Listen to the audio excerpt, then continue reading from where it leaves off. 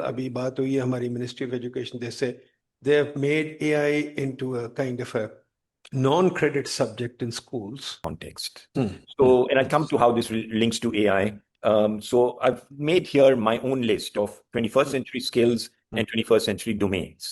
So the first is digital and AI fluency. In other words, being able to use AI tools, use the web, use digital tools and the like. And the most important is self-directed learning. Assalamu alaikum ji, welcome to Haque Conversations.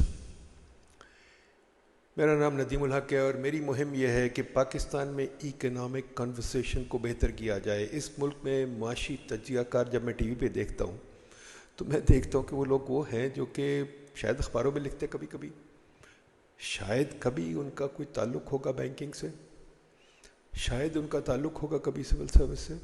ہر کوئی معاشی تجزیہ کار ہے اور وہ ایک ہی بات کرتے ہیں کہ ٹیکس بڑھاؤ، یا پھر تھوڑا بہت وہ جو World Bank, I M F, DFID وغیرہ کہتے ہیں ان کی باتوں کی تشریح کر دیتے ہیں اور ذرا زیادہ ان کو ایڈورٹائز کر دیتے ہیں.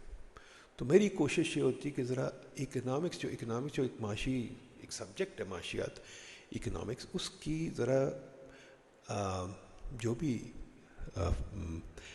انٹلیکچوئل کام ہوا ہے اس کے مد نظر ہم پاکستان کی اکانومی کو اسٹڈی کریں اور آپ کے تک چیزیں لے کے آئیں. پر سب ڈپینڈ کرے گا اگر آپ اس کو پسند کریں گے.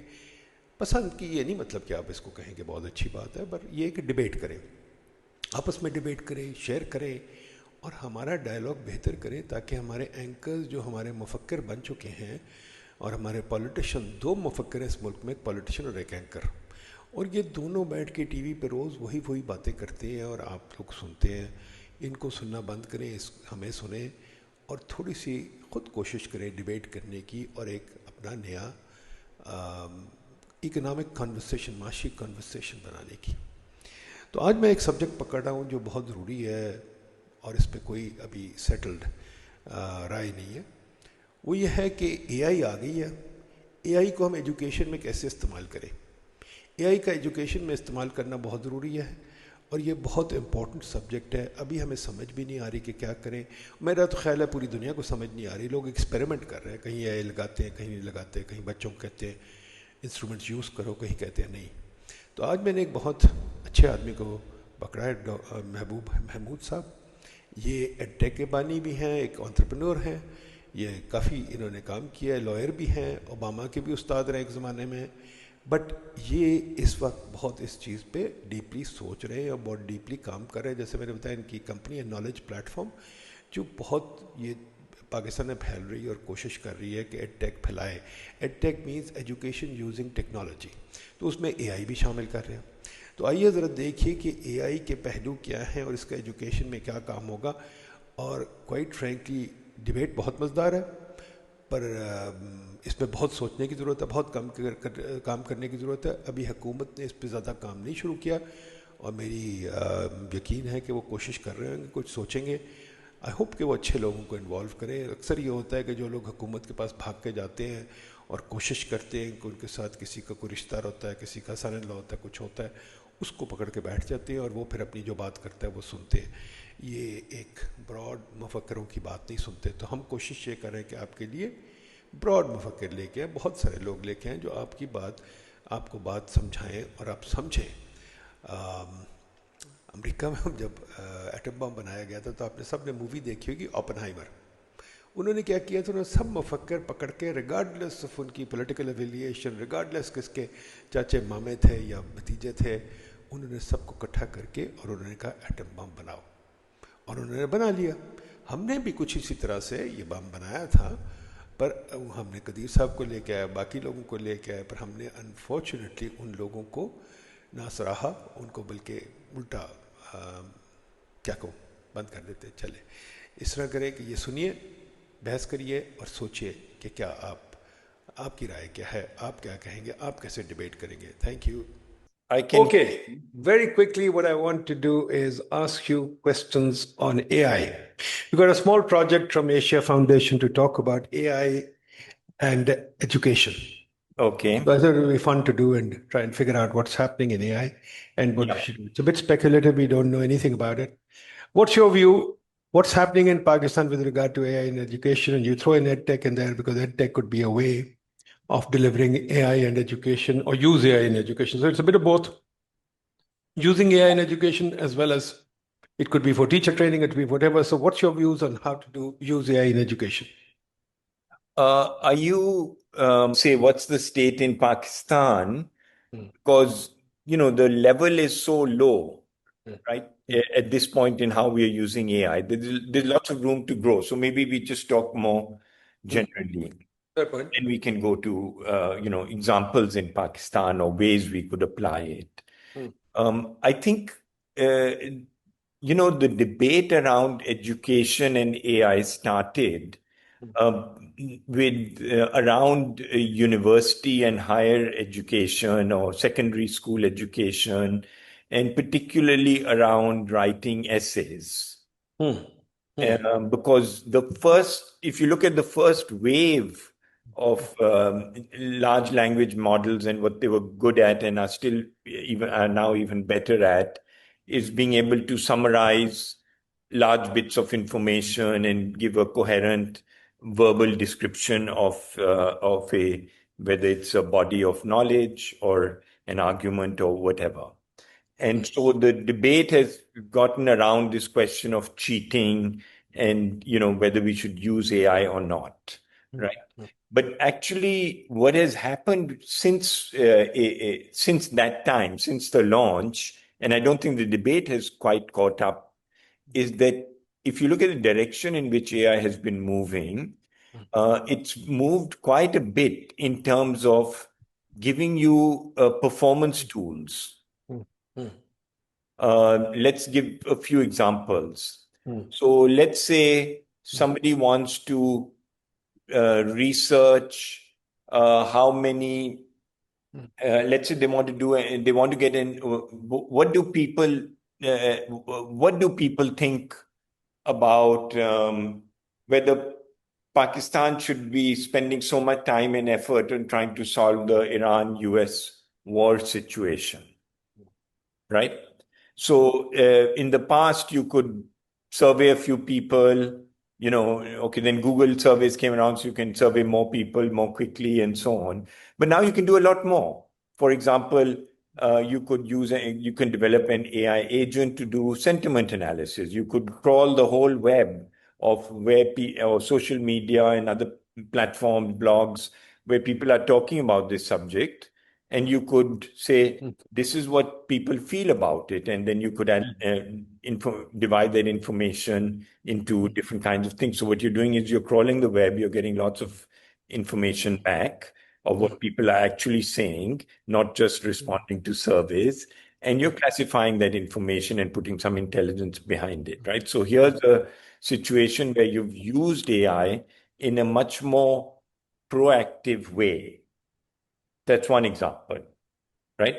Now, let's say you want to look at the level of rainfall and its impact in traffic patterns across Rawalpindi. Today, of course, if you want to do the very sophisticated level, you need lots of sensors and all, but you could do it around, let's say, 4 crossings. I'm just saying, let's say it's a high school project or a university project. And you could measure and collect data over a week or 2 weeks or whatever and come up with information on what you're doing, right? Or you could say, no, we actually want to build something. We want to help people figure out how they can get to what ED started was that he recognized that the capacity of hospitals was greater than the access to hospitals, because some hospitals were overcrowded and some hospitals were less crowded. So he started doing ambulances and said, look, the better way to help the healthcare system is not to build more hospitals, but to ensure that there's a more levelized utilization of hospitals. So now you can build an app very quickly to try to figure out, put in some algorithms to figure out where you should go and so on. So in other words, AI is moved already and will keep moving in a direction where the things you can do with it, whether it's surveys, or whether it's aggregating lots of information, or whether it's actually engaging with the world and with robots or sensors or something, even, some could be simple or could be quite complicated, or developing an application. These were all very complicated things. So the realm of academia, the realm of thinking was defined to things that we can basically do on pencil and paper, and we didn't, or, with a few searches and so on. That whole world has changed. So we need to be thinking about how we can use the many capacities of AI, which are, accelerating by the day. So then the question arises, does a kid now need to learn how to, let's say, do surveys? Does a kid now need to learn all the concepts that you and I learned? Not just concepts, sorry, concept is the wrong word, to learn mechanically what we spent hours learning, formulae and getting our English right, etc., etc. We used to do a lot of work that way. So if the kid doesn't need to learn all that, should we subject him to that or should we not? What kind of teaching method should we use given AI? And how much AI should we put in two places? One is for the kid to use AI to learn, and two is for the teachers to learn AI and develop curricula and books, etc. So where should we put our emphasis? So I'll give a two-part answer. One part I'm less sure about, the other part I'm very sure about. The part I'm less sure about is that my son and I are having a debate, because my son was a filmmaker, then he became a design and product engineer. So he never really dealt with Excel very much. And so now we are working with my wife on her projections and the like. And so what I do is I plug into Excel sheets and all. And what he does is he gets Claude to create projections and Excel sheets, and then he instructs Claude to fix them, right? So the issue is he doesn't really know Excel very well. And his argument is he doesn't really need to know Excel. Doesn't need to know. Huh. And my argument is, if you don't know the underlying plumbing, you're not going to be able to use the tool very well. So one is, how important is plumbing? And obviously at different levels, we spent a lot of time learning the plumbing of things, like our times table, right? So the question is, how much plumbing do you need to know? That is one aspect of this question of AI. And I think this is a question of debate, because you need to know something about the plumbing, but then you need to know less about maybe all the plumbing, right? And because things are moving so quickly, learning all the plumbing is getting more and more complicated. Now, the second aspect, which I feel I'm on surer ground on, is, and I would like to share a sheet with you. Can you see my screen? Sure. Let me just do this, yeah. So, this is... I can't still see your screen. Are you sharing a screen? Sorry, let me try again.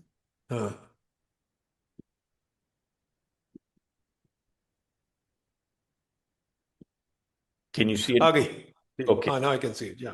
So, we keep talking about 21st century skills. But what are these, and how do they apply in the Pakistani context? So, and I'll come to how this links to AI. So I've made here my own list of 21st century skills and 21st century domains. So the first is digital and AI fluency. In other words, being able to use AI tools, use the web, use digital tools and the like. And the most important is self-directed learning. If you can't direct your own learning, you're going to be in trouble, because things are moving so quickly. Then I've got 3 light blue skills, which I call blue sky skills, and 3 green skills, which I call green earth skills. And the relationship between these are communication.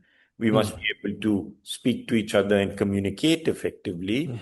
But in collaboration, we must be able to work together, which is a deeper skill. That's why I call it a green earth skill. And it's premised on communication. If you can't communicate well, it's unlikely that you can collaborate well.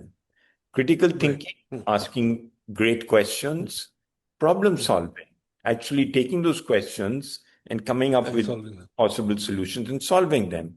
Creativity, coming up with great visions, ideas, thoughts, eureka moments. Innovation, actually delivering a good or service based on some creative inputs. Right. And of course, these all relate to each other as well, because critical thinking goes into innovation and so on. Right? So I feel this package of skills is something that is absolutely essential for us to master and deepen, because the tools are getting so sophisticated that if we are not good with these kinds of skills, then we're not going to be able to use those tools very well. Let's just take critical thinking.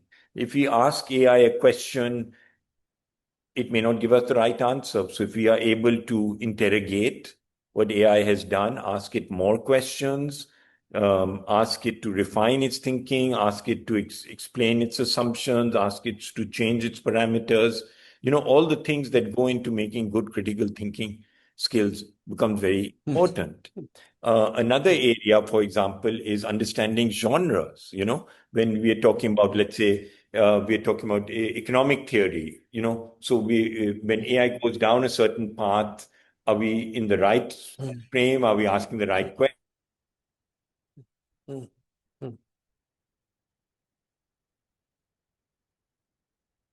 Oops, I seem to have lost you.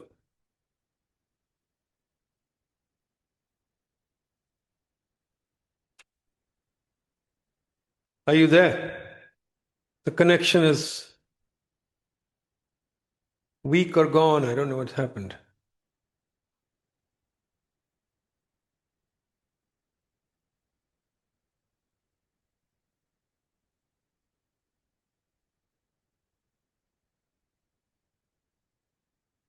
Mehboob, if you can hear me, I think switch out and rejoin. I seem to have lost the connection.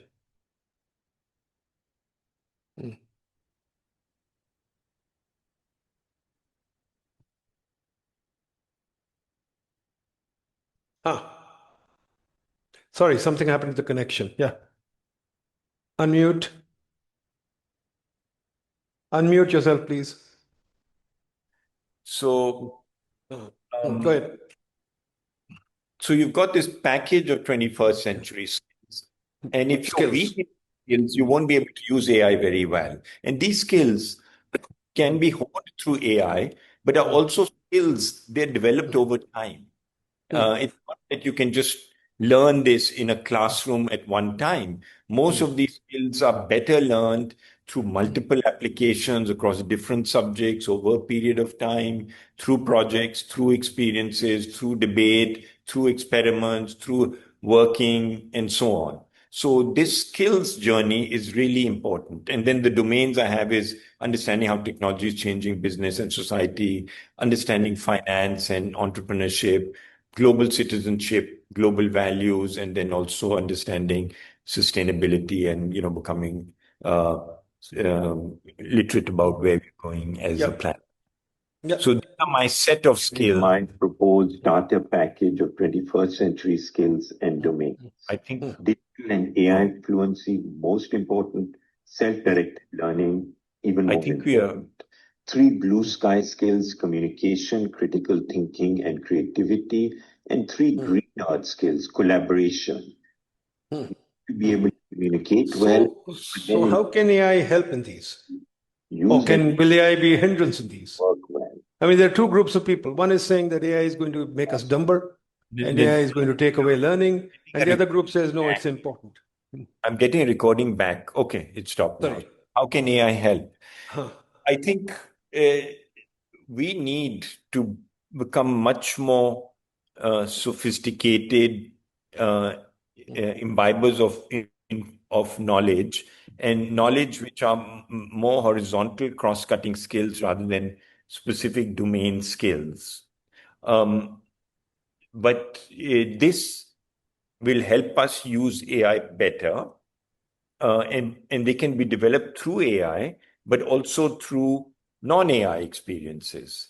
So AI both creates a new set of learning conditions and can help you acquire those learning conditions, but it's not realistic to think that we should rely just on AI. And to be honest, when I've used AI, many of the things I use, I throw out, because at this stage, it's my judgment, my experience, my problem solving skills I've developed over many, many years, my critical thinking skills that are really important. So I think you need to continue developing these kinds of skills, both through AI, but also outside of AI.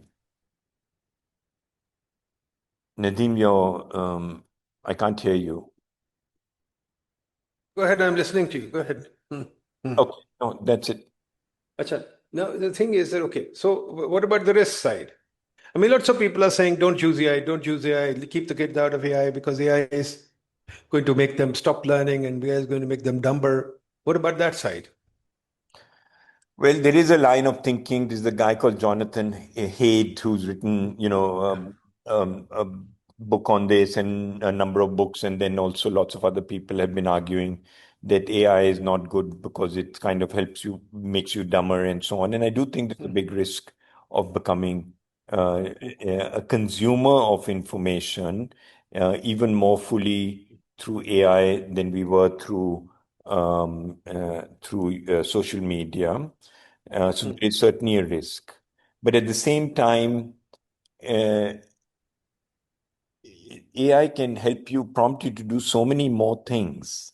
And if you're going to, at some point, education is about being effective in the world, you need to be able to do all those kinds of things. And if you don't use AI and you can't implement those skills, you're not going to be effective in the world. So there's no way out of it. We have to use AI as in our workplaces, and we have to use AI in our learning environments. Okay, I'm going to use a dumb analogy, but think about it. To extend your plumbing analogy, a plumber in Pakistan or whatever does a job from first principles, more or less. And his tools are very rudimentary. He comes and he uses tools, then he has to do a lot of jugaad.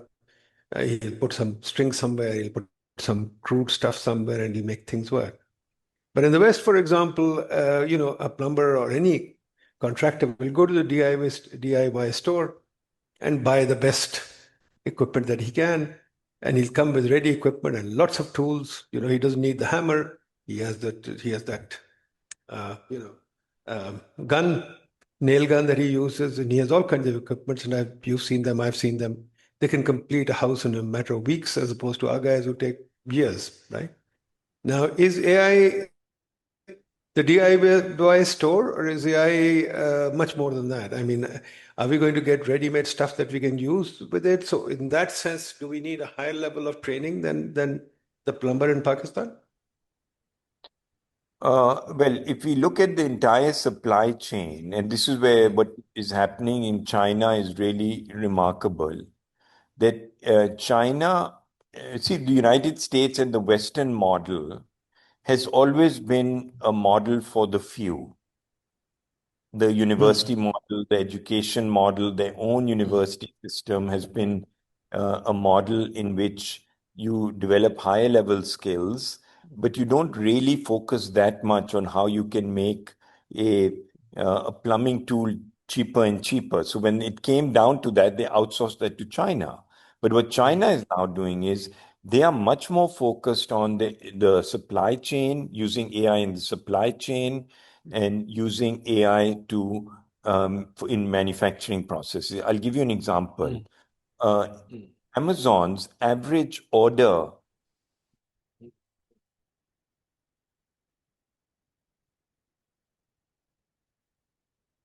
Oops.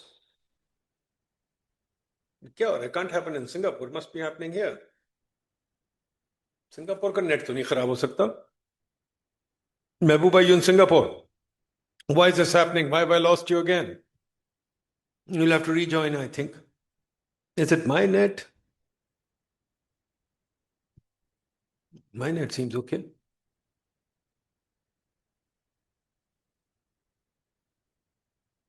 Mahbood, you'll probably have to rejoin. Yeah, bakwas hai. Okay. So So what China is doing, so AI is not just an LLM. AI is also reified in the products that you have. And what China is doing is making products available at lower and lower cost and delivering them to you at lower and lower cost through AI, right? But at the same time, what they're doing is they're assembling houses, right? Also using, cheaper materials, better production capacity, and so on.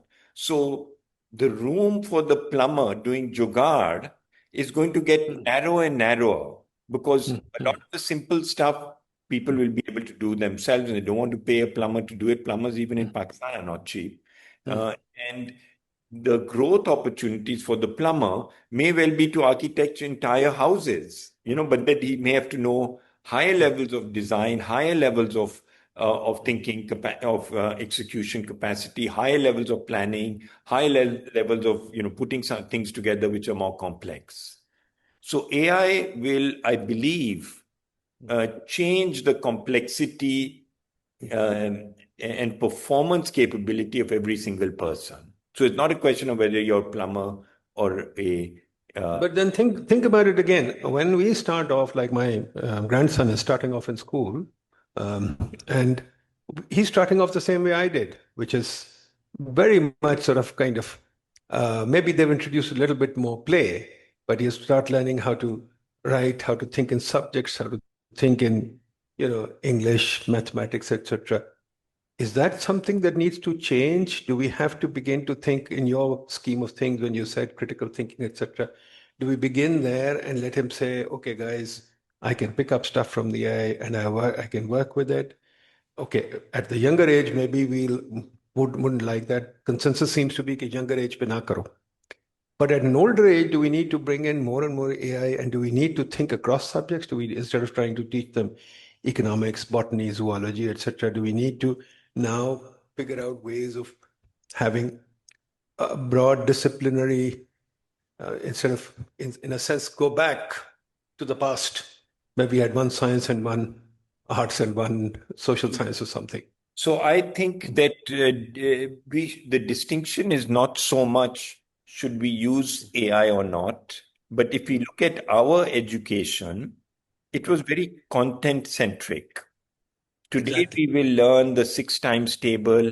Right. Tomorrow we will learn how to multiply two-digit numbers and the like. In other words, whether we weren't really thinking about, today we are doing an activity which involves memorization, the content tables. Tomorrow we are doing an activity which involves algorithmic thinking, right? So it was not that we weren't teaching kids problem solving, critical thinking. In a good school, we were teaching all these skills, but we weren't measuring these skills. We weren't thinking about these skills. These skills were embedded in the curriculum and in the content. And what we were teaching was delivering the content. And then the exams were around the content. The same exam would take place more or less. If you look at O-level exam papers for the last 60, 70 years, they're more or less the same, like in mathematics, which is, there've been a few more concepts that have been added on, but more or less the papers look the same. In history, they're even more the same. Without Jinnah, there would have been no Pakistan explained with reference to context. This question has been coming up in almost every O-level paper in Pakistan since the 1950s, I would suspect. So the point is not that we'll be moving towards more AI, but we need to create education systems which are much more explicit about the skills that we are delivering and teaching. And then the content has to become a byproduct. Should we, the other question that arises to me is, should we use AI in terms of, for example, let's step back. Teachers seem to be less equipped to use AI than students. And I think it may be better if we start with the teachers. If the teachers are better AI trained, if they make their exam questions through AI, if they make their material through AI, and if textbooks, for example, are more AI informed. I just spoke to a person in the education ministry, and she's saying that all I'm seeing is that people are using AI to write textbooks without thinking, right? Now, I think we probably should use AI for for a redesign of curricula, and as well as through, well, good supervision of some good teachers. And then teachers should actively use AI in developing lessons and exams for students. Is that a way to go, or do you think that's... Yeah, I believe that obviously we need to reskill our teachers as we go deeper into this paradigm. But the reskilling is less a mechanical reskilling. I think what teachers have, you see, if we expect, it's the question of what are we expecting people to do? Are we expecting them to do the same thing that we're going to ask you to write a paper on whether Jinnah was essential for Pakistan or not, and then use AI to tweak the question or whatever? Or say, look, let's treat this as a different kind of activity. Let's have people role play, and some become Hindus in Lahore, and some become Muslims in Delhi. And then let them research the different perspectives. And some guy becomes Maulana Azad and his argument for why Pakistan should not take place.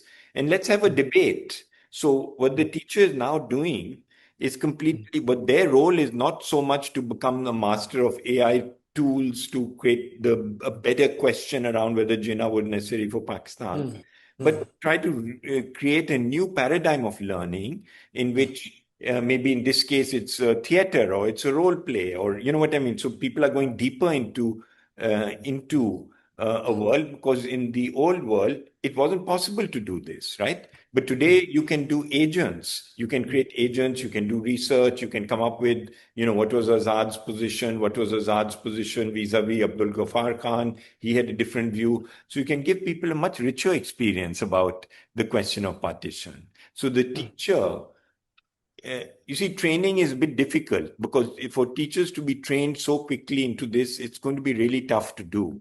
But if you're giving more tools to the teachers to use, more lesson suggestions, more ways that the teacher is becoming a facilitator of this kind of activity. And so the load is not on the teacher.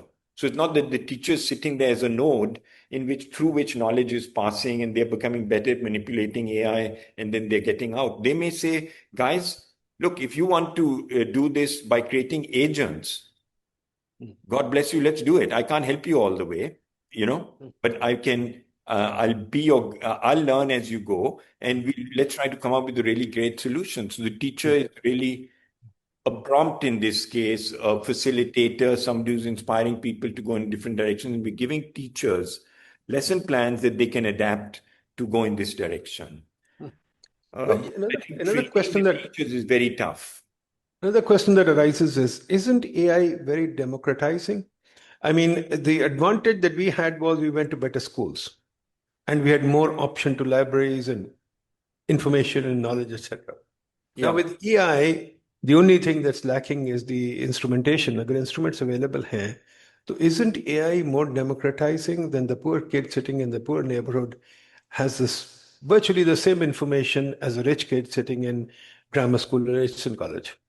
Absolutely. I mean, the hardware and the internet connectivity and the accounts and all is very critical. So that's a big divider.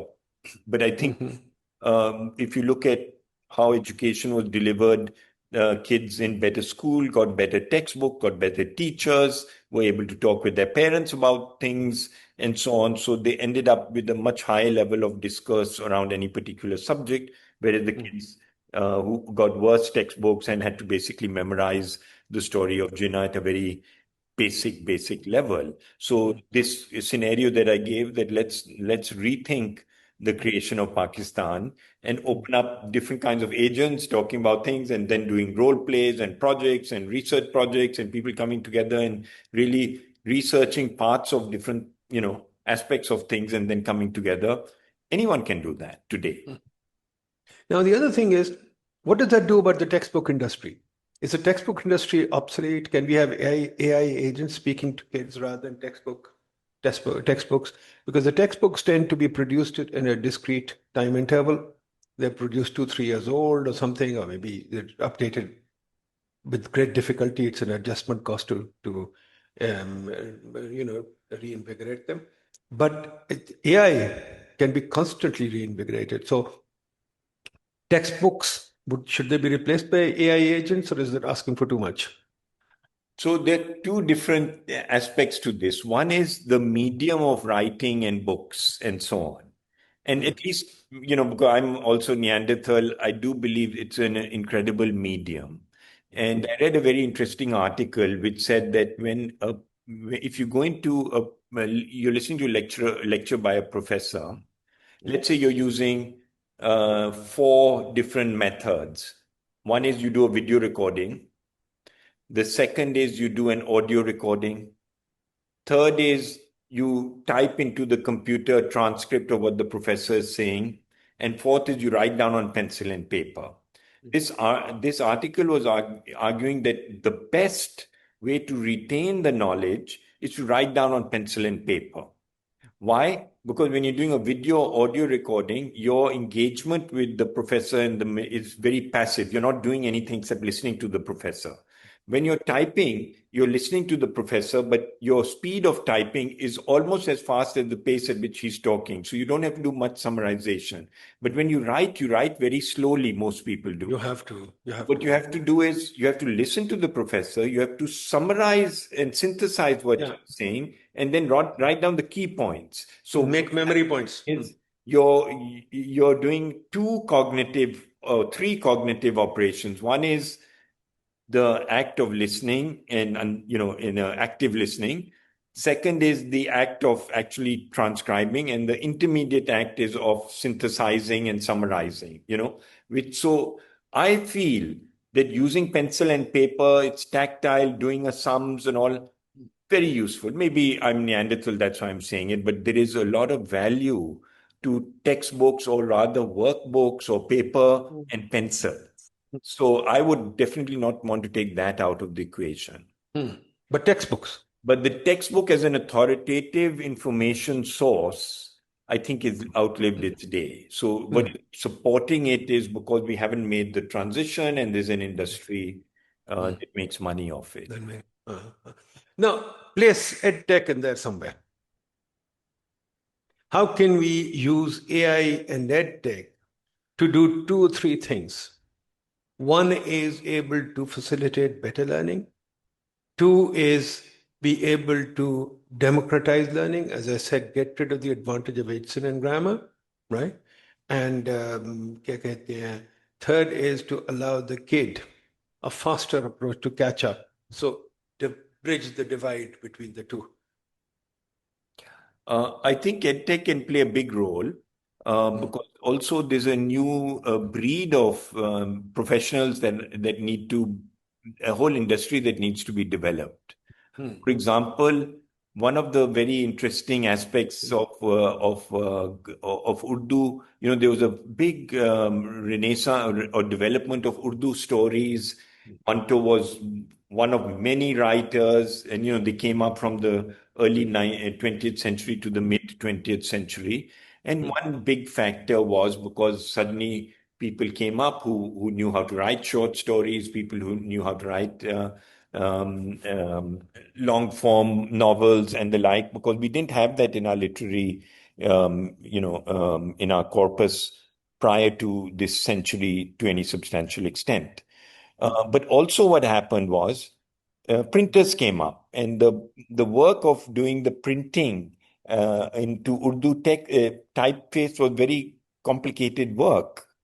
And in fact, I was in Lahore and I met somebody who published Manto stories, and he said his father had been recruited by his uncle into the printing shop, and his father was an illiterate farmer.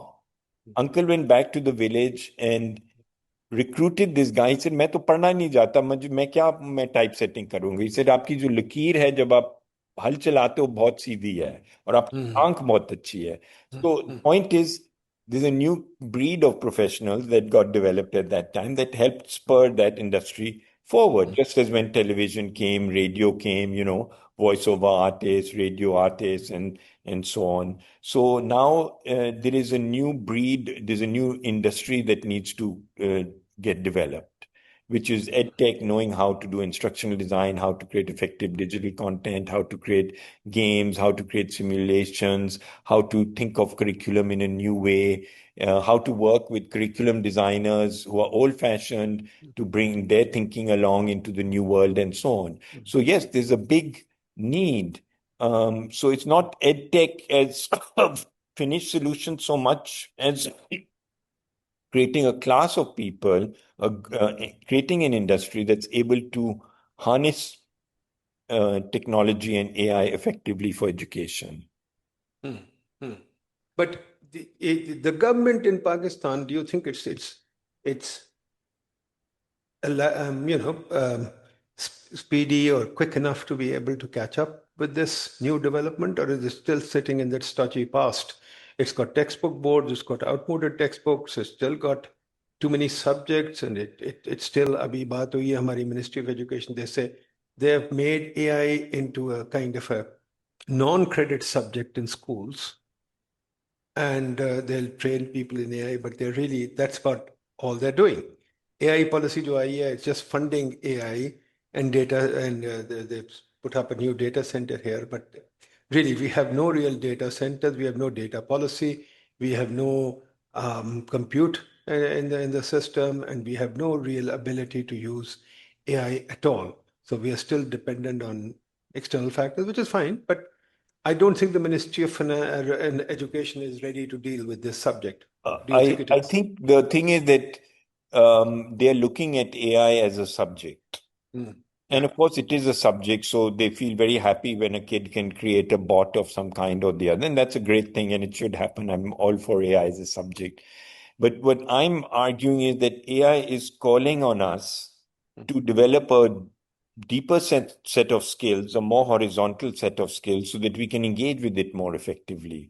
So AI as a tool is much more important than AI as a subject. How the number of kids who will become AI experts or programmers or whatever will be limited, right? But everyone will be able to use AI in their daily lives, So I think by all means, we should use AI as a subject, but we need to go much deeper and really rethink education at its core, because AI and technology is rapidly changing the cognitive horizons of human beings. But Mehboob, is AI a tool, or is AI a paradigm shift? It's a massive paradigm shift. So it's many different things. Yeah. So I think as a paradigm shift, we have to adapt to it. Yes. It's really, I mean, the little that I've interacted with it, even changed the way I look at things, because quite frankly, I used to look for, when I was doing my PhD or in my earlier life, even 3-4 years ago, when I needed a bibliography on a subject, I had to go to the library, or I had to hire a research assistant here to make a list.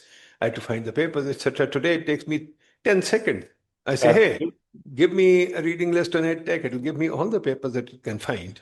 Absolutely. Give me the links. I'll be reading the papers within 30 seconds, right? Yeah. And even if I want to go to the next stage, I can ask it to give me a summary of the papers. And I can find out which paper it is that I want to focus on, which paper I don't want to focus on, right? So, I mean, it saves so much of my time, right?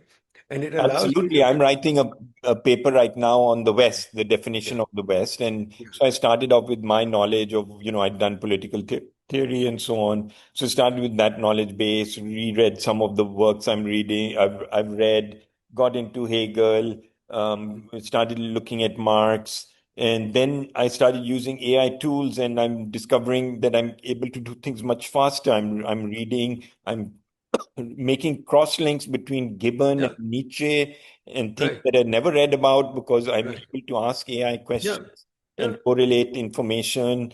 So my knowledge and my speed at which I'm actually... So it's phenomenal. I mean, for example, sitting there in the middle of a podcast, I asked it to draw me diagrams using data from the US and UK and Pakistan and China. And I got a data-based proper chart to use instantaneously. So, I mean, hey, it used to take me months to get that diagram going. So now this is a huge thing. Now it's collecting information, but let's go further. I asked it to, for example, show me make a travel itinerary for me in China. Yeah. And after a few questions, it made me something. It gave me very useful information that would have taken me many hours going through some travel books to find out, right? So, I mean, it's a great research tool if used properly. Yes, it also Absolutely. And a misfires. predictive tool as well. I mean, for example, George Washington University, now a bunch of folks have started working with what they call uh, perspective agents.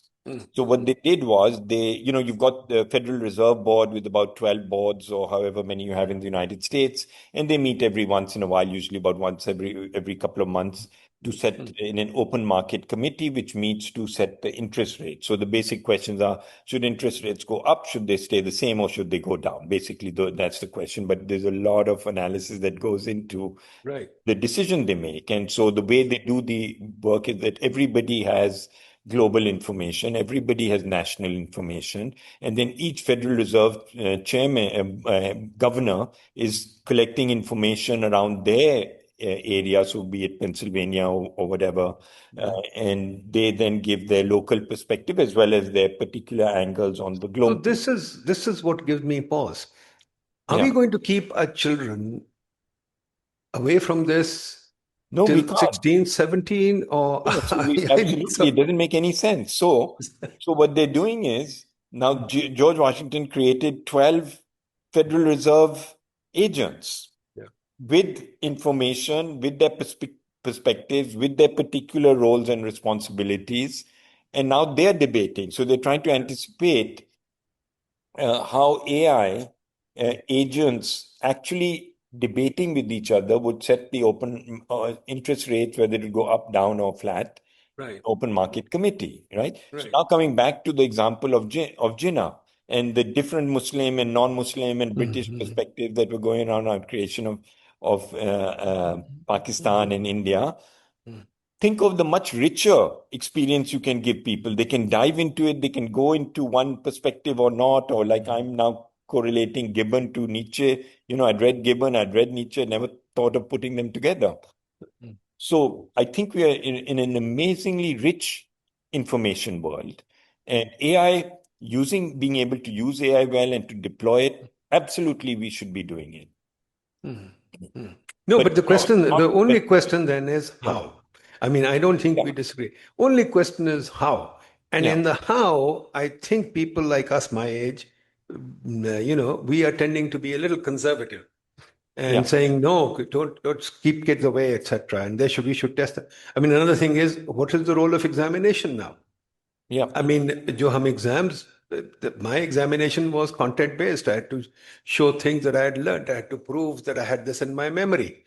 Examination was basically a memory test, right? Now, given that, what is the role of examinations in the age of AI? Doesn't make any sense. So I mean, there is all these things that need to be rethought. And the question is how to rethink them. Let's look at what's happening in the market, right? Because ultimately, for better or for worse, there are two theories of education. One is that you're educating people to get a job, to make money. And the other theory is you're educating them to acquire values and enjoy life and appreciate beauty and be able to read Nietzsche and so on. Insofar as the job angle is concerned, Google is saying, we don't care about your degrees. We're going to give you a test, a problem-solving test. We'll try to evaluate you. In other words, we'll give you tasks to do. We'll look at how well you do those tasks. We'll talk to you. And if you're good enough, we'll hire you. And if at a minimum, at most, we'll ask for some certifications that, you know how to use such and such database or whatever. So, we know that you've acquired some technical capability. So what they're looking at is some verification that you've acquired certain kinds of technical skills. And then the rest is what a great problem solver you are, what a great collaborator you are, how well you communicate, and all these kinds of skills. And, so that's what they're looking for. So the market isn't looking for certification and degree anymore. Now that's Google, but now McKinsey's moved in that direction too, and others will keep moving in that direction. In Singapore, government has started something called Skills Future, and they're linking universities and training firms with employers based on skills development. And they're saying basically, people should get these short courses and skills certification. And as that gets deeper, what's going to happen is your skills repository becomes more important than your certifications and degrees. So we may not need this kind of 12 plus 4 plus XX years of education cycle leading to degrees and the like. On the other hand, your ability to learn continuously will become more important. Mehboob, thank you very much. आपने देखा है कि there is a lot of potential in AI. We really have to think through it very carefully. Yes, it's changing the world, it's changing curricula, it's changing the way we think. How we use it is very important. And some people here are saying कि जी हम AI use ही ना करें, बिल्कुल use ना करें क्योंकि इसमें cheating हो जाती है, ये हो जाती है। भाई अब चीटिंग का निज़ाम ख़त्म हो गया, अब AI को यूज़ करने का निज़ाम है। अब वो जो रट्टे का मेरे ज़माने का निज़ाम था वो नहीं रहा, तो एग्जामिनेशन का सिस्टम भी चेंज करना पड़ेगा, बहुत कुछ चेंज करना पड़ेगा। तो ये आपके लिए इनिशियल थॉट्स थे। उम्मीद है आप इसको पसंद करेंगे, उम्मीद है आप इसको डिस्कस करेंगे, उम्मीद है आप हमारे एजुकेशन सिस्टम को चेंज करने के एक और पहिया बन जाएंगे। बहुत शुक्रिया, खुदा हाफिज़। याद रखिए, सिया कॉन्वर्सेशंस को फॉलो करें, हमारी डिबेट्स को सुनें और समझें। ऑल द बेस्ट, खुदा हाफिज़।